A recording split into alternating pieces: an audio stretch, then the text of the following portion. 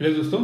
तो last lecture में हमने न्यूमेरिकल्स देख लिए थे, राइट। हमने 3 से 4 न्यूमेरिकल की प्रैक्टिस की थी, राइट। और मैंने होप करता हूँ कि आप भी घर पे इसको दोबारा से ट्राई कर चुके होंगे। अब अपन आगे बात कर रहे हैं, कुछ टॉपिक्स अपन देख रहे हैं।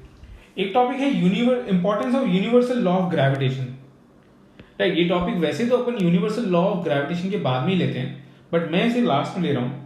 पूरा ग्रेविटेशन समझने के बाद में अपन ले रहे हैं कि what is the importance of universal law of gravitation. Universal law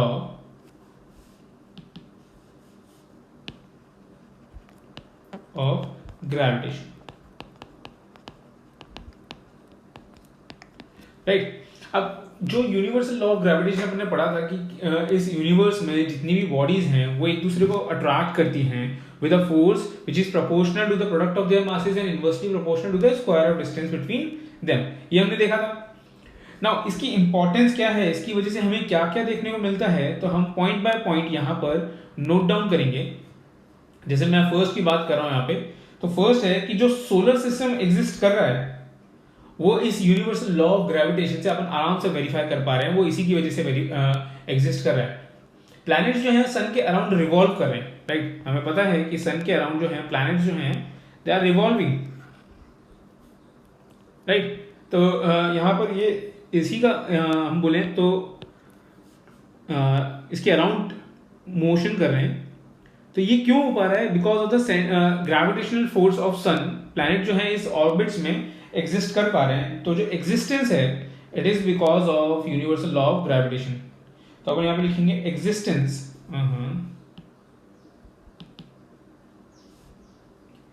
existence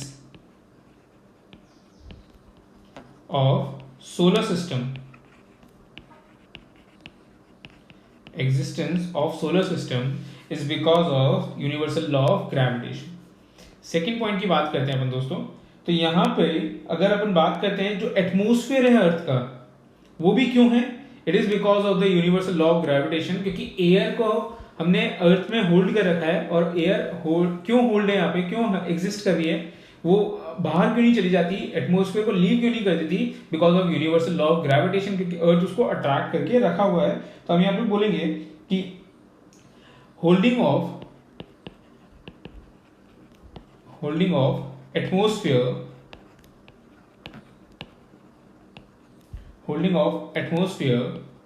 near the surface of earth। ये हमारा सेकेंड इंपॉर्टेंस है जिससे हम जस्टिफाई कर रहे हैं। दूसरा, जो टाइड्स होते हैं this is because of the attraction force, है ना। मून अट्रैक्ट करता है, सन अट्रैक्ट करता है, मेनली मून का रोल ज्यादा रहता है। तो मून अट्रैक्ट करके टाइड्स फॉर्म करता है, high tide and low tide, वो मून की वजह से होता है। तो यहां पर अपन बात करेंगे कि occurrence of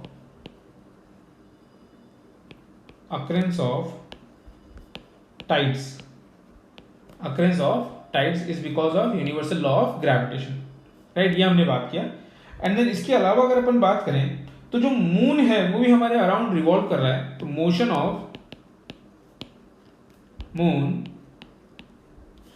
of moon around the earth, motion of moon around the अर्थ।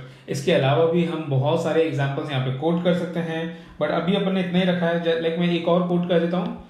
अगर हम बात करते हैं रेनफॉल और स्नोफॉल जो होती है, it is because of this, rainfall and snowfall, ये भी ग्रेविटेशन की वजह से ही होती है। अगर रेन नहीं होती तो प्रोबेबली रेन जो है वो नीचे आने की वजह ऊपर भी जा सकती थी, है ना। तो वो नीचे इसलिए आ रही है बिकॉज ऑफ ग्रेविटी। तो ये हमने देखा यूनिवर्सल लॉ ऑफ ग्रेविटेशन के कुछ पॉइंट जिससे हम जस्टिफाई करते हैं कि हाँ, अगर यूनिवर्सल लॉ ऑफ ग्रेविटेशन नहीं होता तो इन केस हमें ये तो देखने को नहीं मिलते, या इनके पीछे अगर रीजन फिर कुछ और होता तो प्रोबेबली कुछ और होना चाहिए था, राइट। तो ये हमने देखा। आगे बात करते हैं अपन और मूव करते हैं एक नए टॉपिक पे, which is mass and weight. तो अपन मास के बारे में पढ़ेंगे, what is mass and how it is different from weight. तो हमारी हेडिंग है मास के बारे में बात करते हैं दोस्तों। तो कई बार हम ऐसा बोलते हैं कि इसका मास ज़्यादा है, इसका मास कम है। एक्चुअली में अपन जब ऐसा बोल रहे होते हैं तो इन जनरल ये रहता है कि उस बॉडी के अंदर अमाउंट ऑफ मैटर कितना है। अगर उसके अंदर मैटर ज़्यादा है तो we will say the mass of that body is high. अगर अमाउंट ऑफ मैटर कम है तो हम बोलेंगे कि उसके अंदर उसका मास भी कम ही होगा।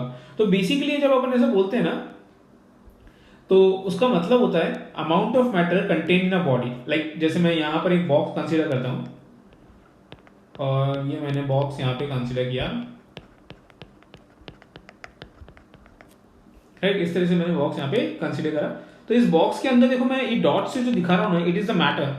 और ये मैटर जितना ज्यादा होगा उतना ज्यादा इस बॉडी का मास होगा, राइट। तो हम इसको इजी वे में डिफाइन कर सकते हैं that it is a measure of what is a mass is a measure of amount of matter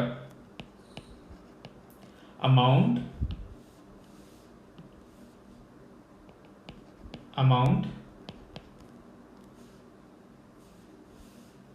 of matter contained in an object। Amount of matter contain in a object, है ना। तो ये अपन क्या बोल रहे हैं, what is mass? Mass is the amount of matter contain in a body is the mass, right. सही है। नाउ है क्या ये एक्चुअली में? It is a property of body. It is a property of body. अगर body कोई भी होगी तो डेफिनेटली उसके पास मास होगा ही होगा। ऐसा हो ही नहीं सकता कोई बॉडी एग्जिस्ट करे और उसके पास कोई मास ही ना हो, right. So whenever there is a body there will be it has have some mass. Now यहां पर हमने मास के बारे में पढ़ा था न्यूटन सेकंड लॉ से जस्ट पहले, है ना, न्यूटन फर्स्ट लॉ के अंदर में कि mass is a measure of inertia. तो वो पॉइंट भी अपन यही ऐड करें, मास is a measure of inertia of a body. Inertia ध्यान है ना, अपनी ही स्टेट ऑफ मोशन में रहने की tendency is called inertia, is called inertia. अब जब भी अपन बात करते हैं कि like it is a quantity, mass is a quantity, तो क्वांटिटीज को अपन दो पार्ट में डिवाइड करते हुए आ रहे हैं 9th क्लास के स्टार्टिंग से ही, कि वो स्केलर क्वांटिटी में फिट होगा या वेक्टर क्वांटिटी में फिट होगा। तो मास के पास वैल्यू है, यूनिट है, बट कोई डायरेक्शन नहीं होती है। So mass is a scalar quantity, mass is a scalar quantity. तो अपन ये नोट डाउन करेंगे, it is a scalar quantity, it is a scalar quantity, right. इसको अपन को बहुत अच्छे से फील करना है। ये बोलना नहीं है कि mass is a scalar quantity and it is a measure of inertia, right. आगे चलें। नाउ इसकी एसआई यूनिट पे थोड़ा सा ध्यान देना, दैट एसआई यूनिट जो कि हमें ऑलरेडी पता है, हम बहुत यूज करके आए हैं, SI unit is KG, SI unit is KG, right. तो ये इसकी यूनिट हमें ध्यान रखनी है, SI unit is KG. Other units हैं क्या? बिल्कुल हैं, ग्राम्स हैं, मिलीग्राम्स हैं एंड सो ऑन, बहुत सारी हैं हमारे पास में, राइट। तो ऐसा यूनिट हमें मेनली ध्यान रखनी होती है। तो एक बार इसको अपन ब्रीफ में देख लेते हैं कि mass is a measure of amount of matter contain in a body, it is a property of a body, it is a measure of inertia of a body and scalar quantity है, ऐसा unit रहती है KG. ये हमने देखा ना। आगे move कर रहे हैं अपन वेट पे, आगे मूव कर रहे हैं अपन वेट, कि वेट और मास को हम कई बार कंफ्यूज भी जाते हैं, but weight is a kind of force. Weight तो फोर्स है और फोर्स की ऐसा यूनिट हमें पता है कि वो न्यूटन होती है। और फोर्स की ऐसा यूनिट अगर न्यूटन होती है और फोर्स खुद वेक्टर क्वांटिटी होता है, तो आपको जब भी वेट आएगा ना तो उसको यही ध्यान रखना है कि it is the force exerted by the earth on the body, right. अगर मैं यहां पे बात कर रहा हूं कि ये अर्थ है, किसी बॉडी को अपनी तरफ अट्रैक्ट कर रही है, तो जिस फोर्स से अट्रैक्ट कर रही है ना ये, दिस इज कॉल्ड वेट। जिस फोर्स से अट्रैक्ट करेगी इट इज कॉल्ड वेट। ये हमें यहाँ पे ध्यान रखना रहेगा। तो इसके बारे में लिख लेते हैं, it is the force of the earth, it is the force of the earth on an object is called weight, is called weight of the object। Clear हो रहा है? ये देखो, it is the force of the earth, force of the earth on an object. किस पे force लग रहा है? ऑब्जेक्ट पे फोर्स लग रहा है दोस्तों। फोर्स किस पे लग रहा है? ऑब्जेक्ट पे। कौन लगा रहा है? अर्थ लगा रहा है, राइट। और उस जो फोर्स लग रहा है ना, उसी को अपन बोल रहे हैं वेट। जो अर्थ फोर्स लगा रहा है that is called weight, right. तो ये हमने देखा ना। फोर्स का अगर अपन देखें तो न्यूटन सेकंड लॉ से अपन बोल सकते हैं that force is equal to mass times acceleration. ये हमने देखा है ना, F is equal to mass times acceleration, right. तो जब ये हमने देखा है तो हम वेट को डिफाइन कर सकते हैं that weight is equal to mass of the body multiplied by acceleration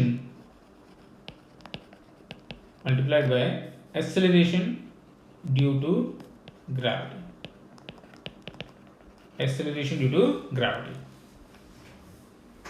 तो weight is equal to mass of the body into acceleration of the due to gravity. ये अपन ने देखा।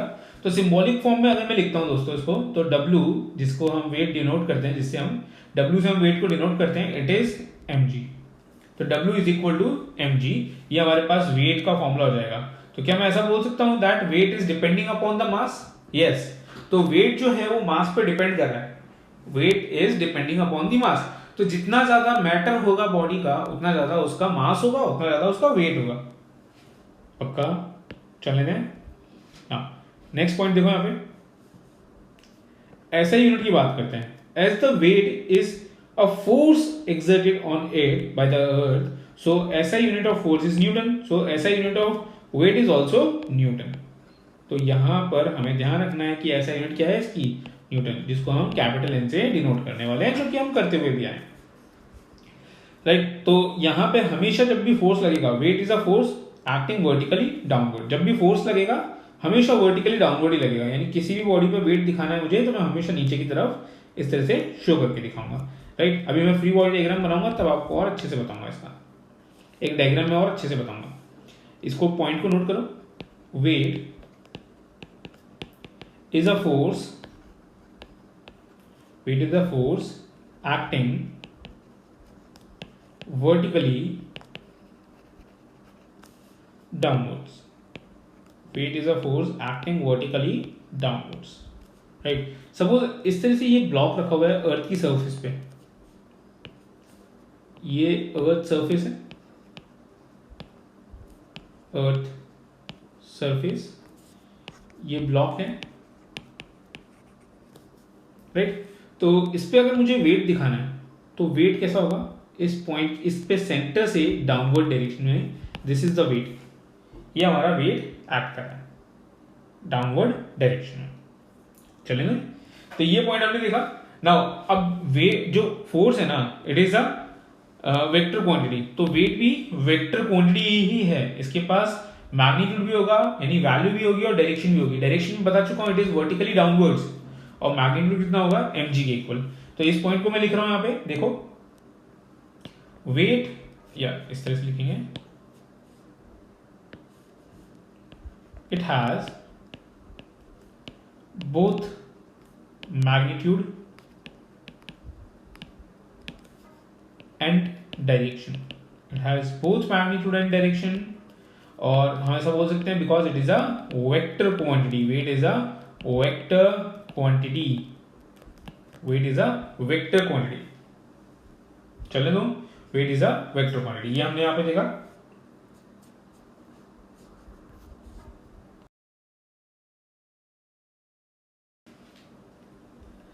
तो ये पॉइंट अपन ने नोट कर लिया। नाउ आगे बात करें कि वेट जो है ना, बहुत इंपॉर्टेंट पॉइंट है, समझना इसको। वेट जो है ना वो अलग अलग पॉइंट पर अलग अलग हो सकता है।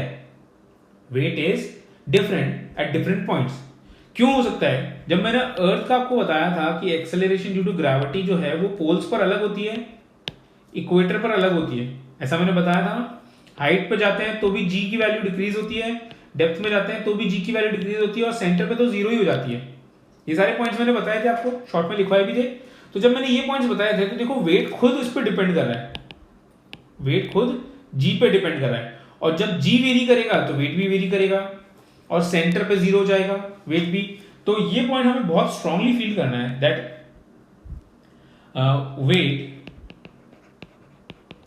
may vary weight may varies as the location changes, but mass remain constant.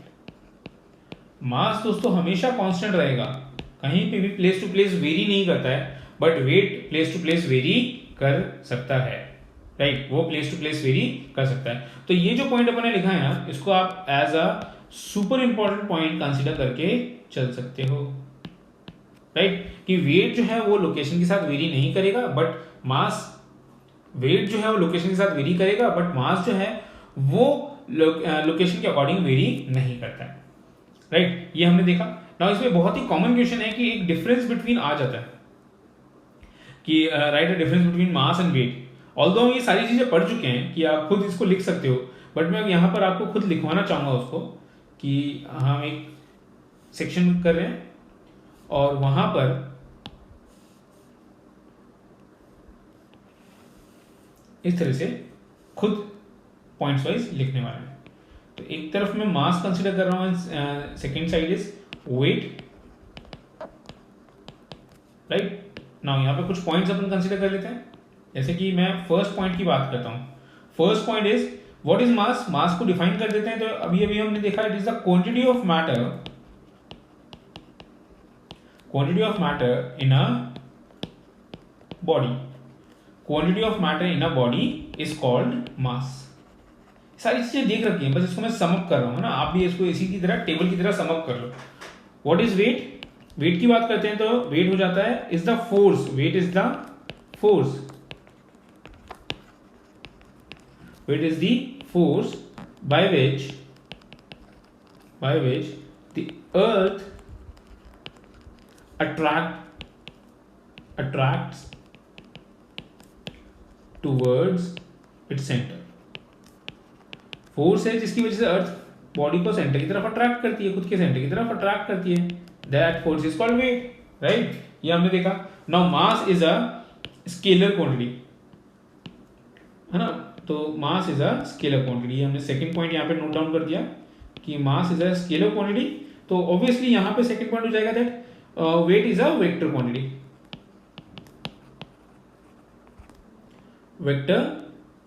Wait is a vector quantity. ये हमने यहां पर लिख दिया, राइट? अब अगर बात करते हैं अपन इसमें थर्ड पॉइंट की, तो थर्ड पॉइंट है mass is constant. Mass of a body is constant. Mass of a body is constant. और अगर यहां थर्ड पॉइंट की बात करते हैं अपन, तो यहां देखें वेट जो है वो वेरी करता है place to place as it depending upon the acceleration due to gravity. Weight of the body vary place to place, right? चलें तो आगे.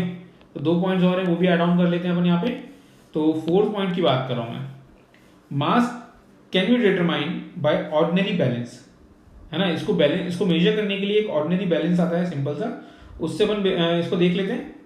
या अपन इसको बोलते हैं बीम बैलेंस भी बोल देते हैं, राइट? तो वो अपन उससे अपन मास को मेजर करते हैं. बट उसी की जगह अगर अपन बात करें तो वेट को मेजर करने के लिए हमें रिक्वायर्ड होता है स्प्रिंग बैलेंस.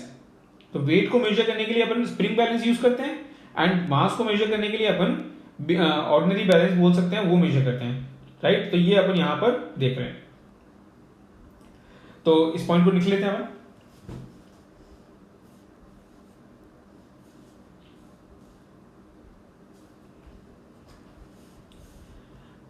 इसकी पिक्चर भी आप नेट पे एक बार देख सकते हो कि mass can be measured by beam balance और ऑर्डिनरी बैलेंस, कुछ भी बोल सकते हो, right? It is measured by beam balance. और जब यहां बात करते हैं तो weight is measured by spring balance. Weight is measured by spring balance, right, ये हमने देखा। तो ये पॉइंट थोड़ा इंपॉर्टेंट हो जाता है ना, जब भी अपन लिखते हैं ना, ये पॉइंट थोड़ा इंपॉर्टेंट हो जाता है, तो इसको केयरफुली आप देखना, ठीक है। चले दें, ये यहां पर अपन ने देख लिया। तो अब आगे बात कर लेते हैं, ठीक है। फिफ्थ पॉइंट के बारे में बात करते हैं अपन।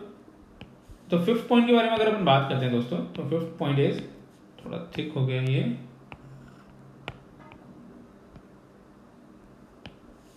राइट।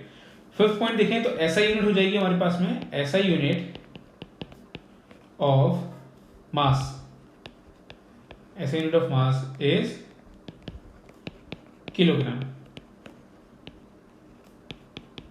ऐसा unit of mass is kilogram, right, ये अपन ने देखा। एंड यहां पे फिफ्थ पॉइंट देखते हैं, तो ऐसा यूनिट जो होगी इसकी, दैट इज न्यूटन, वो हमारे पास न्यूटन हो जाएगी। ये दोनों पॉइंट जो हैं, ये पूरा अपन ने अच्छे से एक बार डिफरेंशिएट करके, मतलब इनको दोनों का एक बार अपन ने देख लिया है कि मास और वेट को किस तरह से लिखना है। आप चाहो तो इसका स्क्रीनशॉट भी ले सकते हो, और बाद में कभी रिवाइज करना हो तो फोन से भी रिवाइज कर सकते हो, अदरवाइज अपन कॉपी तो कर ही रहे हैं इसको, राइट। ये पूरा हमने यहाँ पर देखा। चलिए आगे बढ़ते हैं दोस्तों, इजी सा टॉपिक था ये ना। अब मैं बात कर रहा हूं यहाँ पे कि wait of object on the moon अगर मुझे कैलकुलेट करना है, right, wait of object and wait of object on the अर्थ, दोनों को कंपेयर करना है, weight of an object on the moon. तो मून पर आपको ध्यान होगा कि मून पर अगर अपन बात करते थे एक्सेलरेशन ड्यू टू ग्रेविटी की मून की सरफेस पे, तो वो 1/6 होती है acceleration due to gravity on the surface of the earth. यानी अर्थ पर अगर 10 है तो वहां पर 1.6 होगी, मून पर 1.6 होगी, राइट, ये हमने देखा था, ठीक है। तो इसी को अपन को प्रूव भी करना है कि वेट भी जो है वो, क्योंकि एक्सेलरेशन ड्यू टू ग्रेविटी पे डिपेंड कर रहा है, तो वो भी रिड्यूस होगा ही होगा। और इसको अपन कैसे प्रूव करेंगे, हम पहले मून की बात करते हैं। तो मून की अगर बात करते हैं ना, मून की सरफेस पे हम वेट कैसे लिखेंगे बॉडी का, weight of body on the moon को मैं WM से डिनोट कर रहा हूं, या मैं इसको ऐसा लिख देता हूं, देखो समझना, wait of object on moon, जिसको मैं डिनोट कर रहा हूं WM से, ये हो जाएगा हमारे पास में G कैपिटल M, ये मास ऑफ मून है, small m is the mass of the object upon RM square, upon RM square, right, ये हमने लिखा। Now wait of object on earth surface, on earth surface की बात करते हैं, तो उसको मैं डिनोट कर रहा हूं WE से, उसको मैं रिकॉर्ड कर रहा हूं WE से, राइट, ये हमने देखा यहां पे।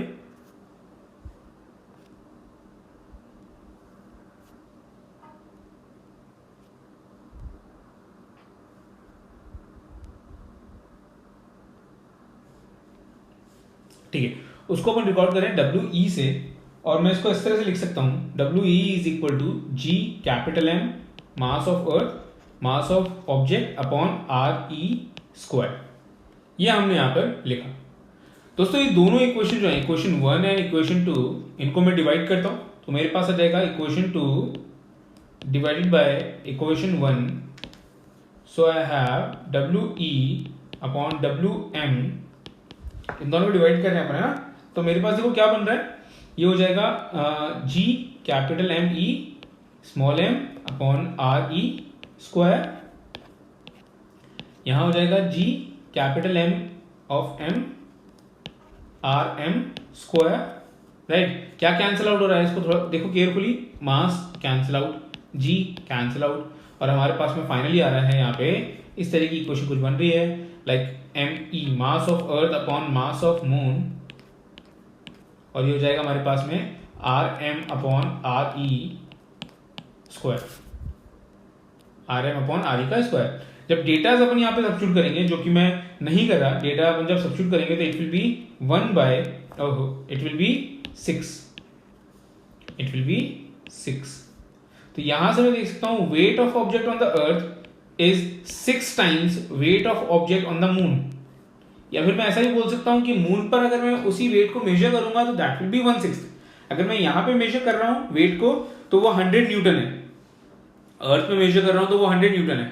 अगर सेम वेट को मैं मेजर करूंगा मून पे तो इट विल बिकम इट्स 1/6 यानी 100/6 यानी 16.6, राइट। इतना न्यूटन का वेट वहां पर मेरे पास आएगा। तो आज के टॉपिक में अपन ने देखा है अबाउट मास एंड वेट। इसको अपन आगे भी कैरी कर लेते हैं।